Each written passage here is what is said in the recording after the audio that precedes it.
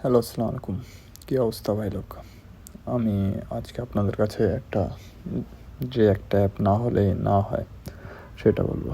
আসলে 2025 সালে আমি যখন উমরা করতে যাই, তখন আমি দেখতে পাই যে আমি তখন আরামসে জান্নাতুল বাকি এবং আমাদের হযরত মুহাম্মদ সাল্লাল্লাহু আলাইহি সাল্লাম, প্রিয় নবীজি সাল্লাল্লাহু আলাইহি সাল্লাম কবর জিয়ারতের সময় যেতে পারছিলাম, কিন্তু সাইডে তখন আমি জানতাম না।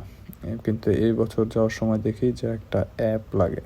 ওই অ্যাপ দিয়ে আপনি একবারে কাছের থেকে দেখতে পারবেন এবং জান্নাতুল বাকিতেও আপনাকে ঢুকতে দিবে। অ্যাপটির নাম হলো নুসুক অ্যাপ। এই অ্যাপ, যেহেতু আমার ইকামা আছে, ইকামা আপনি চাইলে পাসপোর্ট দিয়ে ঢুকতে পারবেন বা জিমেল দিয়ে। এখানে যখন আপনি ওখানে যাবেন, তখন কখন আপনি মানে চান আপনি ঢুকতে, সেটা আপনি সেট করতে পারবেন। তো সেটা সেট করার পর আপনি আরামসে লাইনে দাঁড়ালে আপনি ঢুকতে পারবেন, কোনো এত লাগে না। আপনার এখানে সময় দেওয়া থাকে, জোহরের সময়, আসরের সময়, এভাবে সময় দেওয়া থাকে মাগরিবের।